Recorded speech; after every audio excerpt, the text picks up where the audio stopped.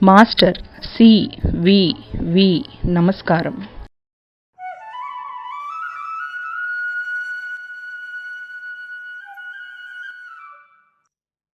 Master CVV.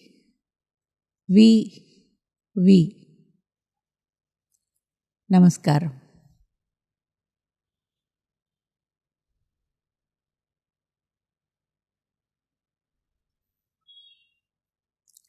అందరికీ నమస్కారం.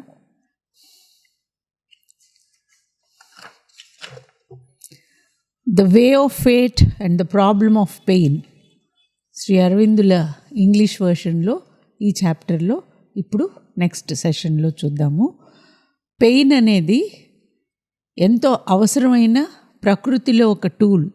Mother nature కూడా ఈ పెయిన్ని ఆ డివినిటీ వచ్చే వరకు లైక్ లేబర్ పెయిన్స్ ఆవిడ అనుభవిస్తూ ఉంటుంది. మనందరం కూడా the moment divinity is bond ఈ బాధల్లో నుంచి బయటకు వస్తాము. కానీ ఆ దేవతలేవి ఊరికే చూస్తూ కూర్చోలేదు. వాళ్ళు ఎంతో ప్లాన్ తోటి మనుషుల్ని మోటివేట్ చేసి ముందుకు నడిపించటానికి, ఈ పెయిన్లో నుంచి మన ఇగ్నోరెన్స్ పోగొట్టడానికి, మన మూర్ఖత్వం పోగొట్టడానికి, మన అలసత్వం పోగొట్టడానికి, మనలో ఉన్న రకరకాల దుష్ట గుణాలని తీసేయడానికి కృషి ఎంతోమంది సాధకుల ద్వారా చేయిస్తూ ఉంటారు. ఈ యుద్ధం అంతర్యుద్ధం కింద జరుగుతూ ఉన్నప్పుడు ఒక్కొక్కసారి మనకు అది బాహ్య రూపంలో కూడా కనపడుతుంది. మంచి వాళ్ళ మధ్య చెడ్డవాళ్ళ మధ్య లాగా. Men die that man may live and God be bond. ఇక్కడితో ఆగాం మనం. ఎంతోమంది మనుషులు ఈ సత్సంకల్పం విజయం అవటం కోసం తమ ప్రాణాలని పోగొట్టుకుని మానవత్వం నిలబడాలి. ఒక మనిషిని కాదు, మానవత్వం నిలబడాలి, భగవతత్వం ఈ భూమి మీదకి రావాలి అనే ఉద్దేశంతో ఎంతోమంది మనుషులు ప్రాణాలు ఒడ్డుతూ ఉంటారు. Pain chisels with heavenly cruelty and unwilling mould. ఒక డాక్టర్ ఆపరేషన్ చేస్తున్నాడు అనుకోండి, మీరు నొప్పి వద్దు అన్నా కూడా ఆయన వినడు. మీ మంచి కోసమే చాలా సీరియస్గా మీకు చేయాల్సిన ఆపరేషను చేస్తాడు. అదేవిధంగా హెవెన్లీ క్రూయల్టీ అంటే మన మీద ప్రేమతో అమృతమయమైన క్రూరత్వం. అది మన మంచి కోసమే మనలో ఉన్న చెడ్డ లక్షణాలన్నింటినీ ఉలిపెట్టి కొట్టి శిల్పం తయారు చేస్తున్నట్లుగా ఈ దైవశక్తులు చేస్తూ ఉంటాయట. The demiurges of the universe shape with giant strokes their own. Their suns are marked with their enormous stamp of fire. మామూలు మనుషుల కంటే దేవపుత్రులు అంటే ఒక సత్సంకల్పంతో ఈ భూమి మీద మార్పు తేవాలి అనుకుని ఎవరైతే ఉంటారో వాళ్ళకి ఇంకా ఎక్కువ వాషింగ్ జరుగుతుందన్నమాట. అసలు ఎక్కడా చెడనేది లేకుండా ఉండడానికి ఇంకా కష్టాలు పెడతారు. ఆ కష్టాలన్నీ వాళ్ళు ఓర్చుకున్నప్పుడే లోక కళ్యాణానికి వాళ్ళు సమర్థులు అవుతారు. కాబట్టి నిర్దయగా అనిపించేలాగా వాళ్ళకి కష్టాలు పెడుతూ ఉంటారు దేవతలు. This torture of being sculpted may be unbearable to mortal nerves, but the fiery spirit grows in strength within and feels a joy in every titan pang. దుష్టశక్తుల మీద విజయం సాధించటంలో ఉండే ఆనందం అనేది ఎవరికైతే లోపల నుంచి కష్టాలని ఎదుర్కొని ముందుకెళ్ళాలి అనే సంకల్పం అనే జ్వాల ఉంటుందో, లోపల తృష్ణ ఉంటుందో వాళ్ళకి తెలుస్తుంది. మామూలు వాళ్ళకి ఈ నొప్పి భరించలేరు కాబట్టి అసలు కృషే చేయకుండా వెనక్కి ఉండిపోవటమే, పర్వాలేదు ఇలాగే ఉండిపోదాం అనేలాగా అనుకుంటూ ఉంటారు. He who would save himself lives bare and calm. He who would save the race must share its pain. This he shall know who obeys the grandiose urge. ఎవరికి వారు సంతోషంగా మన గిరిగీసుకుని ఉందాము, మనకు పక్కవాడి బాధలతో సంబంధం లేదు అనుకున్న వాళ్ళు ఉన్నారు చూడండి. వాళ్ళు అలాగా ముక్కు మూసుకుని తపస్సు చేసుకుని ముక్తి కూడా సాధించుకోవచ్చు. కానీ ఎవరైతే ఈ లోకంలో అందరి బాధని తగ్గించాలి అనుకుంటారో, he who would save the race, మానవ జాతిని ముందుకు నడిపించాలి అనుకుంటారో వాళ్ళకు మాత్రం బాధ పంచుకోవటం అనేది తప్పదు. బాధ పంచుకోవాల్సిందే. ఆ బాధ పంచుకోవటం అనేది వాళ్ళు ఎందుకు చేస్తారు అంటే వాళ్ళకి లోపల నుంచి అదొక కోరికగా ఉంటుంది, ఆపమన్నా ఆగకుండా పక్కవాడికి సహాయం చేయాలి అనేది. ఏ స్థాయిలో అయినా సరే ఆ అర్జ్, ఆ డిజైర్ లోపల నుంచి, ఆ అత్యుత్తమమైన కోరిక ఎవరికైతే ఉంటుందో వాళ్ళే అటువంటి త్యాగం చేస్తారు, వాళ్ళే ఎవరినైనా రక్షించగలుగుతారు. The great souls are caught by the wheel that they had hoped to break. On their shoulder they must bear man's load of fate. ఈ గొప్ప వ్యక్తులు, సోల్ వ్యక్తి అందాం, ఆత్మలు అనక వ్యక్తులు, గొప్ప వ్యక్తులు ఎవరైనా సరే లోకంలో ఏ కష్టం అయితే వాళ్ళు తొలగించాలనుకున్నారో ఆ కష్టం యొక్క సిలువ వాళ్ళ భుజం మీద వాళ్ళు మొయ్యాల్సిందే. ఆ కష్టం వాళ్ళు ఎదుర్కొని అప్పుడు తప్ప వేరే వాళ్ళకి అది లేకుండా చేసే సామర్థ్యం వాళ్ళకి ఇవ్వదు ప్రకృతి.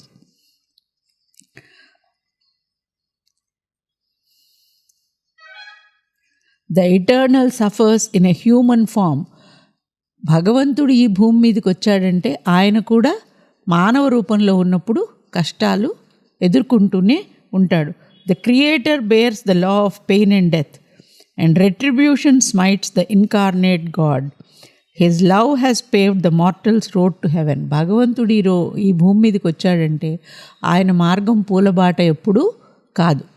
దేనికైనా సరే ఆయన ధైర్యంగా నిలబడి తన ప్రేమతోటి ఆత్మశక్తితోటి ఆ కష్టాన్ని భరించి ముందుకి వెళ్ళవలసిందే. అవతార పురుషుల అందరి జీవితాల్లోనూ ఈ ఉదాహరణ ఖచ్చితంగా కరెక్ట్గా తెలిసిపోతూ ఉంటుంది. The Son of God, born as the Son of Man, has drunk the bitter cup, owned Godhead's debt, the debt the eternal owes to the fallen kind. Christian మైథాలజీలో చూసుకుంటే మానవుడు పతనం అయ్యాడు, పతనమై ఈ భూమి మీదకి వచ్చాడు. అంటే దివ్య జ్ఞానం పోయింది. దివ్య జ్ఞానం ఎప్పుడైతే పోతుందో కామక్రోధ లోభమోహ మదమత్సరాలన్నీ మానవుల్ని చుడతాయి. కాబట్టి ఈ పతనమైన మానవుడికి సహాయం చేయడం కోసం భూమి మీదికి దేవపుత్రుడి కింద వచ్చిన వాళ్ళకైనా కష్టాలు తప్పలేదు. ఆ సన్ ఆఫ్ గాడ్ వచ్చితే ఆయనకి బిటర్ కప్, మరణం అనేది శిక్ష కింద వేసి సిలువ ఎక్కించారు. అంటే మానవుడు గార్డెన్ ఆఫ్ ఈడెన్లో ఉన్నప్పుడు యాడమ్ అండ్ ఈవ్ కింద వాళ్ళకి మరణం లేదు, వాళ్ళు దేవతల కిందనే ఉన్నారు. మనిషిగా వచ్చినప్పుడే వాళ్ళకి మరణం వచ్చింది. వాళ్ళ మీద ప్రేమతోటి జాలితోటి దేవపుత్రుడు వస్తే ఆయనకే మన దగ్గర ఉన్నది ఏమిటంటే మరణమే. ఆ మరణమే ఆయనకు మనం ఇచ్చి చెల్లుకు చెల్లు అన్నంట. మీరు మాకు మరణం ఇచ్చారు కాబట్టి మేము మీకు మరణమే ఇస్తాం అనేలాగా చేసిన ప్రపంచం ఇది. The world insults and jeers the saviour. ఎవరైనా మనని ముందుకు తీసుకెళ్తాము, ఇది మంచి మార్గం బాబు, శాంతి నేర్చుకోండి, ప్రేమ నేర్చుకోండి, సహనం నేర్చుకోండి అన్నారంటే వాళ్ళని మనం ముందు రాళ్ళేసి కొట్టడం, అవమానపరచటం అనేది మన లక్షణం. The crowd curses him as he carries the cross on which man's soul is nailed. Jesus Christ జీవితంలోని తీసుకుంటే ఆయన మానవుని ఆత్మోద్ధరణ కోసం ఆ సిలువ మోసుకుంటూ వెళ్తూ ఉంటే వెళ్తున్న దారిలో ఉన్న మానవులందరూ ఆయన మీద రాళ్ళు విసిరి తిట్లు తిట్టి చాలా హింస పెట్టారు. అది మనం ఎవరైనా మన ఆత్మోద్ధరణ కోసం వచ్చారంటే వాళ్లకు మనం ఇచ్చే సత్కారం. అందుకే ఇక్కడ నేను నిట్టూర్చానంటే నాకు వేరే శారీరకమైన బాధ కాదండి, నాకు అప్పుడప్పుడు ఇవి చదువుతూ ఉంటే వచ్చే బాధ.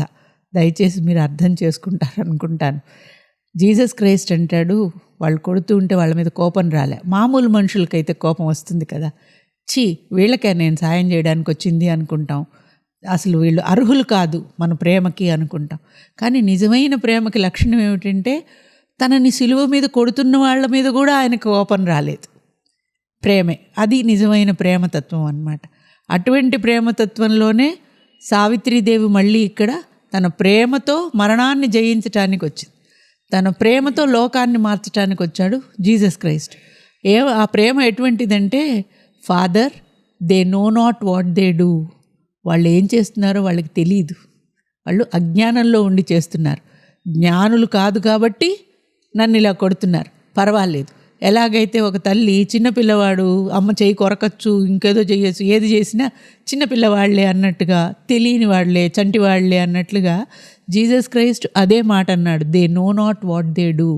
వాళ్ళు ఏం చేస్తున్నారో వాళ్ళకి తెలియదు అని చెప్పి సహించి సిలువెక్కాడు. His knowledge immortal triumphs by his death.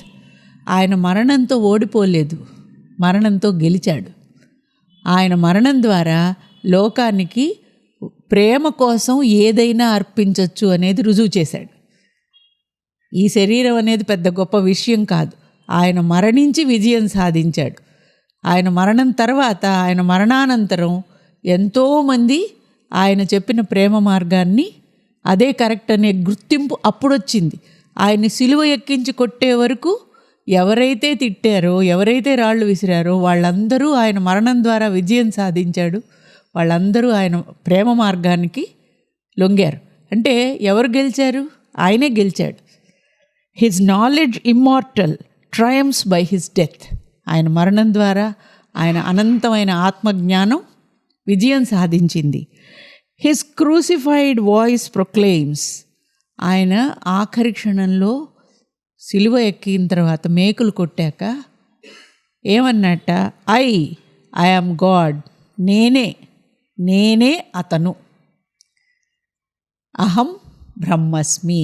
కాబట్టి ఈ శరీరం పోవడంతో నాకు వచ్చేదేది లేదు. Yes, all is God peels back heaven's deathless call. అమరత్వం అయిన స్వర్గం నుంచి ఏమని వచ్చిందిట? నాయన అంతా బ్రహ్మమయమే అని ఉరుములులో నుంచి సమాధానం కింద వచ్చింది. ఐ యామ్ గాడ్ అంటే నువ్వే కాదు, సర్వం బ్రహ్మమయం అనే సమాధానం కూడా వచ్చింది. One day all shall discover God. అందుకని నారదుల వారు ఈ ఉదాహరణ చెప్పి ఏమని చెప్తున్నారు రాణీదేవి గారికి? ఒక రోజున ప్రతి ఒక్కడు భగవంతుడిని ఎక్కడున్నాడు, ఏమిటి, ఆయన లక్షణాలు అనేవి తెలుసుకుంటారు. ఇప్పుడు ఒక తెర అడ్డొచ్చింది కాబట్టి ఆ తెర మూలకంగా ఆయన నీలోనే ఉన్నా నువ్వు తెలుసుకోలేకుండా ఉన్నావు. All shall discover God in self and things. I am God అనే కాదు, ఆల్ ఈజ్ గాడ్ అనేది కూడా ప్రతి ఒక్కళ్ళు తెలుసుకుంటారు. నేను ఒక్కడనే కాదు, బ్రహ్మత్వం సర్వవ్యాప్తంగా ఉంటుంది అనేది జ్ఞానం అందరికీ వచ్చే రోజు వస్తుంది. But when God's messenger comes to help the world, he too must bear the pang he would heal. వస్తుంది, కానీ ఆ జ్ఞానం మనకి ఇవ్వటం కోసం ఎవరైతే దేవుని తరఫు నుంచి ఇక్కడికి అవతారం కింద వస్తారో, ఆయన రిప్రజెంటేటివ్గా వస్తారో, వాళ్ళు మనకి జ్ఞానం ఇచ్చే మార్గంలో చేసే కృషిలో వాళ్ళు కూడా అత్యంత కష్టమైన సమస్యల్ని ఎదుర్కోవాల్సిందే. అవి లేకుండా వాళ్ళ మార్గం సుగమం అవదు. He too must bear the pang he would heal. ఏ నెప్పినైతే ఆయన తీసేయాలనుకున్నాడో ఆ నొప్పి ఆయన భరించాలి. ఇక్కడ జీసస్ క్రైస్ట్ ఏ నొప్పిని తీసేయడానికి వచ్చారు అంటే మనుషులలో ద్వేషం తీసేయడానికి వచ్చారు. లవ్ యువర్ నైబర్ యాజ్ దై సెల్ఫ్. నీ తోటివాడిని, నీ ఇరుగు పొరుగుని నిన్ను నువ్వు ఎంత ప్రేమించుకుంటావో అంతగా ప్రేమించు. ప్రేమతత్వం నేర్పడానికి వచ్చారు. కాబట్టి ద్వేషభావం ఆయనకి వచ్చిన ఎదురు ఛాలెంజ్ అనమాట. అందరూ ఆయన్ని ద్వేషించటం, రాళ్ళేసి కొట్టడం, చంపటం. ఇప్పుడు మనం సావిత్రీదేవి గురించి అనుకున్నాం అనుకోండి. సావిత్రీదేవి ఏ ఛాలెంజ్ కోసం వచ్చారు? మరణాన్ని అధిగమించడానికి వచ్చారు. కాబట్టి ఆవిడకి రావాల్సిన పరీక్ష ఏమిటి? మరణమే వస్తుంది ఎదురుగ్గా. ఆ మరణాన్ని ఆవిడ అధిగమించాలన్నమాట. ఏ నొప్పి నుంచి అయితే మానవుల్ని రక్షించాలని ఆ అవతార పురుషులు వస్తారో ఆ నొప్పి వాళ్ళకి ఎదురుగ్గా వచ్చి తీరుతుంది. ప్రపంచంలో ఉన్న దుష్టత్వాన్ని, రావణాసురుణ్ణి వధించాలి అంటే రాముల వారు రావణాసురుడికి ఎదురుగా వెళ్ళాల్సిందే, ఎక్కడో కూర్చుంటే అవదు. అలాగే జీసస్ క్రైస్టు ప్రేమ నేర్పాలి అనుకుంటే ద్వేషాన్ని ఎదుర్కోవాల్సిందే. సావిత్రీదేవి మరణాన్ని జయించాలి అంటే అనంతమైన అజ్ఞానాన్ని, మరణాన్ని ఎదుర్కోవాల్సిందే. He too must bear the pang he would heal. exempt and unafflicted by earth's fate, how shall he cure the ills he never felt? తనకి ఆ బాధ ఏమిటో తెలియకపోతే ఆ బాధకి మందు ఎక్కడి నుంచి వస్తుంది? ఇప్పుడు ఒక వ్యాక్సిన్ తయారు చేయాలంటే ఎక్స్పెరిమెంట్ చేస్తారు. హోమియోలో మందు కనిపెట్టాలంటే ఆరోగ్యమైన మనిషి మీద ఆ మందు ఎలా పనిచేస్తుందో చూస్తారు. ఆ మందు వల్ల ప్రభావం ఏమిటి అనేది చూస్తారు. అదేవిధంగా ఆ బాధ ఏమిటి, మనిషి ఆ బాధలో ఉన్నప్పుడు ఎలా ప్రవర్తిస్తున్నాడు అనేది తెలియకపోతే, నొప్పి తెలియకపోతే దానికి వైద్యుడు మందు ఎలా ఇస్తారు? అలాగే ఈ దేవతల నుంచి వచ్చిన వాళ్ళైనా భూమి మీదకి వచ్చారంటే ఏ బాధ వాళ్ళు తగ్గించాలనుకున్నారో ఆ బాధ వాళ్ళు పడాల్సిందేనమ్మా, తప్పదు. కాబట్టి మామూలు మనుషులకు కాదు, అసాధారణ మనుషులకు అసాధారణమైన కష్టాలు ఉంటాయి అనేది ఇక్కడ మెయిన్గా చెప్పేశారు. అందరు saviours cover the agony with calm, give peace to human hearts, but inwardly there is a severe struggle. ఈ మహాత్ములు వాళ్ళకి బాధలు వచ్చినప్పుడు సామాన్య మానవుల్లాగా బెంబేలు పడిపోయి అందరినీ కంగారు పెట్టరు. వాళ్ళు లోపల ఒకవేళ ఆ వేదనంతా ఉన్నా దాన్ని మింగుకుని పైకి మాత్రం ఎంతో ప్రశాంతంగానే ఉంటారు. అందరికీ చిరునవ్వునే పంచుతారు. ఎక్కడా వాళ్ళు లోపల వేదన పడుతున్నారు అనేది తెలియనియరు. But inwardly there is a severe struggle, pain, wrestling and bearing the suffering world in his breast. ప్రపంచం మొత్తం యొక్క బాధ వాళ్ళ గుండెల్లో ఉంటుంది కాబట్టి అది సామాన్యమైన బాధ కాదు. Night and its powers beleaguer his steady steps.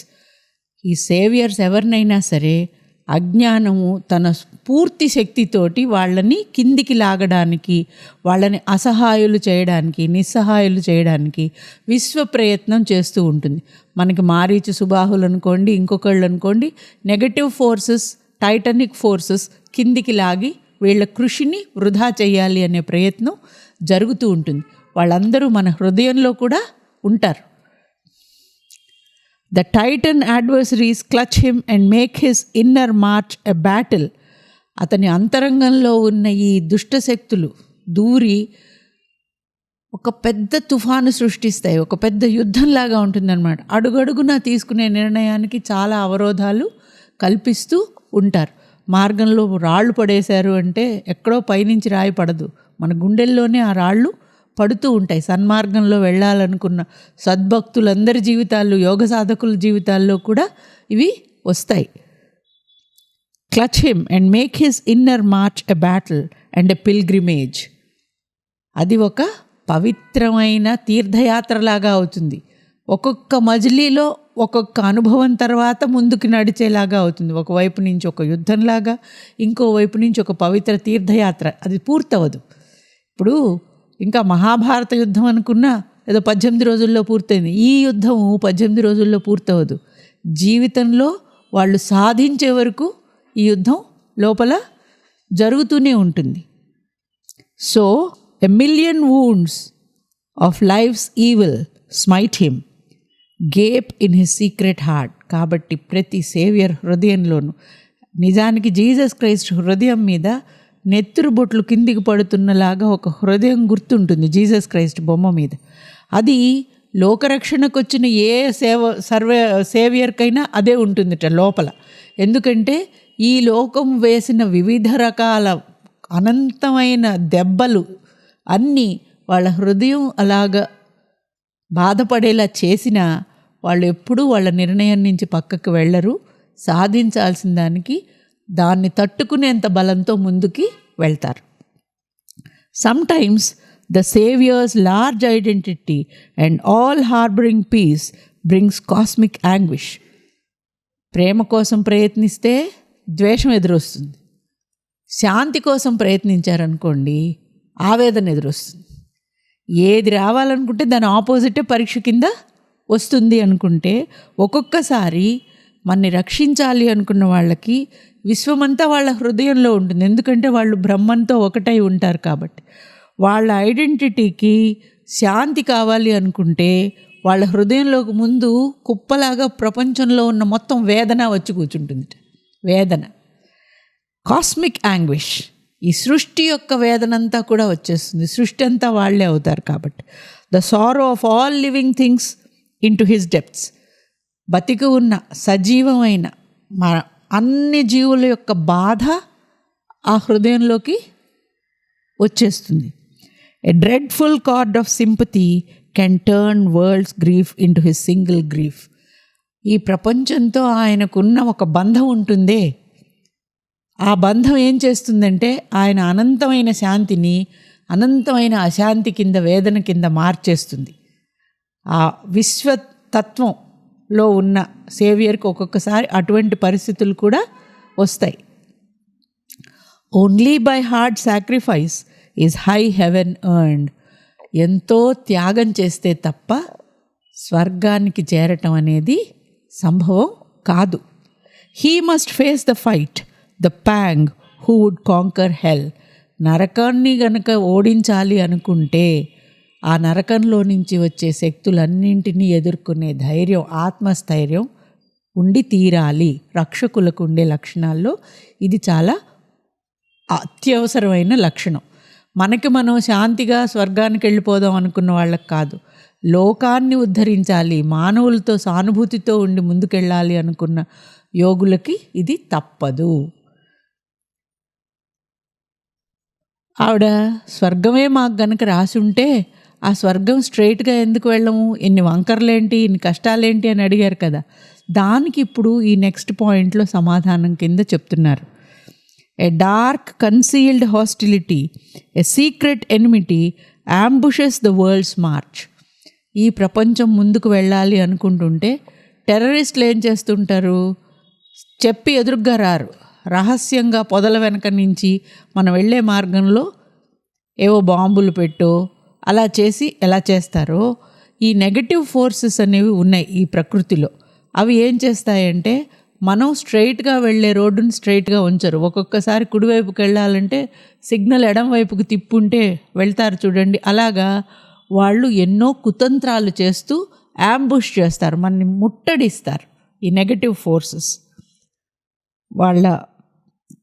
They distort, మన మార్గాన్ని అపమార్గం చేస్తారు. మనం చేసే వాటిని అన్నింటినీ కూడాను వక్రీకరించేలాగా చేస్తూ ఈ భూమి మీద సీదాసాదాగా కష్టాలు లేకుండా ముందుకెళ్ళటానికి, మనిషి దేవుని వైపు వెళ్ళటానికి వీల్లేని వాతావరణాన్ని క్రియేట్ చేసే ఫోర్సెస్ ఉన్నాయి. డార్క్ కన్సీల్డ్ హాస్టిలిటీ, శత్రుత్వం అంటే ఇన్ఫినిట్ కాన్షియన్స్, ఇన్ఫినిట్ నెసయన్స్ అనేది మనం అశ్వపతి ట్రావెల్లో కూడా చూసాము. వరల్డ్ స్టేర్లో ఒకవైపున అనంతమైన అమృతత్వం ఉంటే దానికి ఆపోజిట్ అంతే అనంతమైన మృత్యువు, అజ్ఞానం, అంధకారం. వీటికి వాటికి ఈ శక్తులకు పడదు అనేలాగా అవి ఎప్పుడూ అడ్డుపడుతూ ఉంటాయి.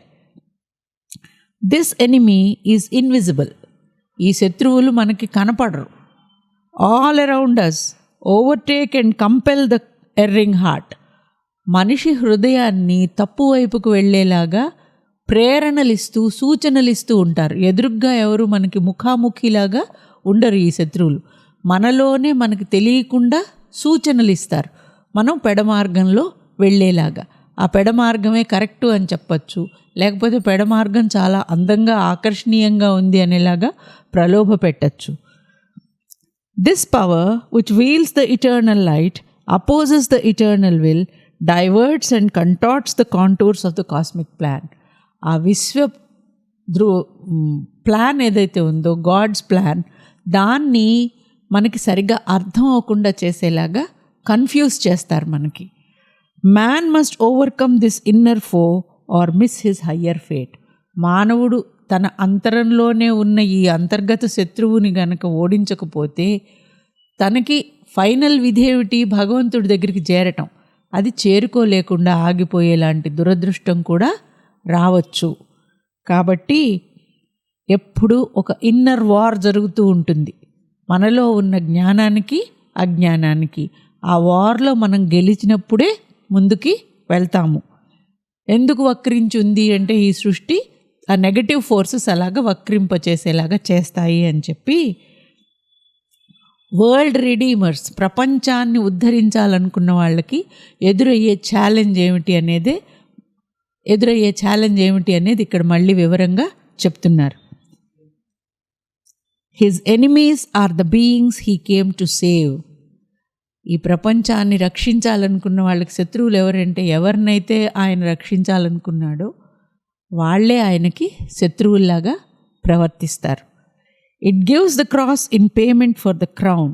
ఈ ప్రపంచం ఏం చేస్తుంది, మనకి ఆత్మజ్ఞానం అనే కిరీటం ఎవరైనా పెట్టాలి అని వస్తే వాళ్ళకు మనం ఇచ్చేది ఏమిటి అంటే సిలువ, మరణం. If you are saved the rest strive on and fail. ఈ సేవియర్లు ఎప్పుడొచ్చినా ప్రపంచం అంతా ఉద్ధరించబడదు. ఎందుకంటే వాళ్ళ మాటలు వినడానికి మనం లోపల నుంచి కావలసిన రెడీనెస్ మన దగ్గర ఎక్కువ మందికి ఉండదు. కొద్దిమంది ఆ మార్గాన్ని అర్థం చేసుకుని ముందుకెళ్తారు. ఇంకొంతమంది కృషి చేసి కొద్ది రోజుల తర్వాత వదిలేస్తారు. A sun has passed on earth, night shadow falls. ఈ సేవియర్స్ అందరూ ఒక్కొక్కళ్ళు ఒక జాజ్వల్యమానమైన సూర్యుడు లాంటి వారే. ఆ సూర్యుడు ఉన్నప్పుడు ఆ కాంతి ఉన్నట్టుగా, ఆయన చెప్పిన మాటలు అర్థమైనట్లు, ఆయన చెప్పే మార్గం బాగున్నట్లు అనుసరించే వాళ్ళల్లో ఆయన వెళ్ళిపోయిన తర్వాత ఈ లోకంలో నుంచి చాలామంది మళ్ళీ చీకట్లోకే వెళ్ళిపోతారు. ఆయన చెప్పిన మాటల్ని అనుసరించాలి అనే దృఢ నిశ్చయం ఎక్కువ మందిలో ఉండదు. Only the pure in soul can walk in light, exit from the sorrow and darkness and the chain. ఈ ప్రపంచం వేసే సంకెళ్ళ నుంచి ఆత్మలో పవిత్రత ఉన్నవాళ్ళు మాత్రమే ముందుకి వెళ్ళగలుగుతారు. But the world is not released from its yoke. ఆత్మ పవిత్రంగా ఉన్నవాళ్ళు ఈ గొలుసుల్లో నుంచి, సంసార బంధాల్లో నుంచి వెళ్తారు. కానీ సంసారాన్ని ఏం చేస్తున్నారు వాళ్ళు ఒక్కళ్ళు వెళ్తున్నారు. సంసారాన్ని వాళ్ళు ఏమీ ఉద్ధరించట్లేదు. వాళ్ళు ఒక్కళ్ళు ఉద్ధరింపబడి వెళ్ళటం ద్వారా సంసారానికి ఉన్న ఈ కష్టం అనే కాడి తొలగట్లేదు. It redeems not life. A greater power, a larger light can uplift the abandoned race. వాళ్ళు లోపల ఆత్మజ్యోతితోటి పవిత్రంగా పరిష్కరించుకుని సంబంధాలు తెంచుకుని వెళ్ళిపోవటం ద్వారా ప్రపంచాన్ని వాళ్ళు ఉద్ధరించరు. వాళ్ళ ఆత్మోద్ధరణ జరుగుతుంది.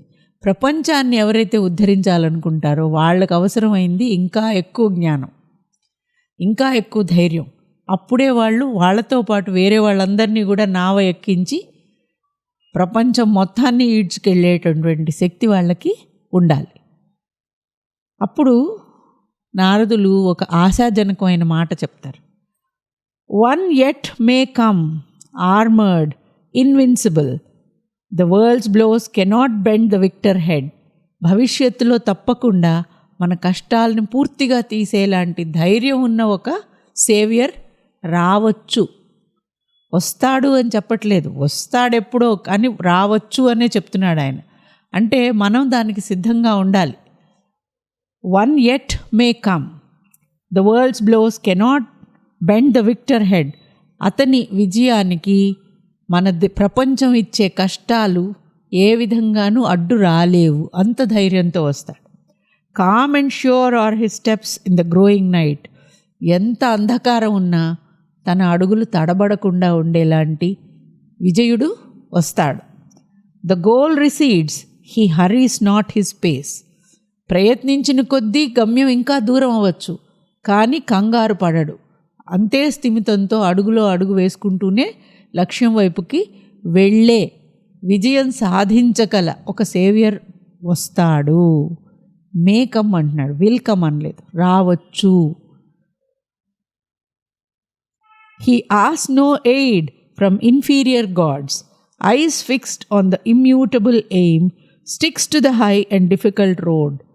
కనపడ్డ దేవతలందరికీ నాకు బలం ఇవ్వండి, నన్ను ఆశీర్వదించండి విజయం కోసం అనేలాగా ఎవరినీ అతను వంగి దండం పెట్టి ఆశీర్వదించమని అడగాల్సిన అవసరం లేనంత ధైర్యం అతనికి లోపలే శక్తి ఉంటుంది. ఈ మార్గంలో తల ఎత్తుకుని ముందుకి వెళ్తాడు. which alone can climb to the eternal peaks. ఏ మార్గం అయితే అతి కష్టమైందైనా, ఒకే ఒక మార్గం అత్యంత ఉన్నతమైన శిఖరం వరకు తీసుకెళ్తుందో దాన్నే ఎన్నుకుంటాడు, ఆ మార్గంలోనే వెళ్తాడు. The limits fall from him of earth and heaven. Their law he transcends but uses as his means. ఈ ప్రపంచంలో ఉన్న హద్దులు, పరిధులు అన్నీ అతను దాటేస్తాడు. ఒకవేళ అవసరమైతే తన విజయానికి ఈ ప్రపంచం పెట్టిన రూల్స్నే తన వేలుతో తన కంట్లోనే పొడిచినట్లుగా ఈ ప్రకృతి పెట్టిన నియమాలని ప్రకృతిని ఓడించటానికే కావాలంటే ఉపయోగించుకునేటంత సామర్థ్యం కలిగి ఉంటాడు. అటువంటి ఒక సోల్, గ్రేట్ సోల్ వచ్చే సంభవాలు ఉన్నాయి. ఈయన సావిత్రి అని డైరెక్ట్గా చెప్పకుండా ఆ లక్షణాలన్నీ ఇక్కడ వర్ణించి చెప్తున్నారు. ఎందుకంటే స్థిమితంతో సావిత్రి చేయబోయే విజయము ప్రపంచంలో అన్నింటికంటే గొప్ప విజయం. ఆ విజయం ఎప్పుడైతే జరుగుతుందో ఇంకా భూదేవికి కావలసిన లాంటి దివ్య పురుషుడు ఇక్కడికి వచ్చేస్తాడు, బాధలు పోతాయి కాబట్టి. కానీ పేరు పెట్టి సావిత్రి అనకుండా వచ్చే అవకాశం ఉంది అని చెప్తున్నాడు నారదుడు ఇక్కడ. సో నేచర్, ప్రకృతి ఎంతో విరుద్ధం అయిన పరిస్థితుల్ని తీసుకొస్తుంది దీనికి. కానీ fates deaf resistance cannot break his will. విధి ఎంత మూర్ఖంగా అడ్డొచ్చినా అతని స్థిమితము, దృఢ నిర్ణయము మారవు. ఈ లక్షణాలన్నీ మనకి సావిత్రిలో తప్పకుండా కనిపిస్తాయి. ఇంకా ముందుకు వెళ్తే కొన్ని పాయింట్స్ ఇంకా దీంట్లోనూ తెలుస్తాయి మనకి. నెక్స్ట్ సెషన్లో చూసుకుందాం. నమస్కారం.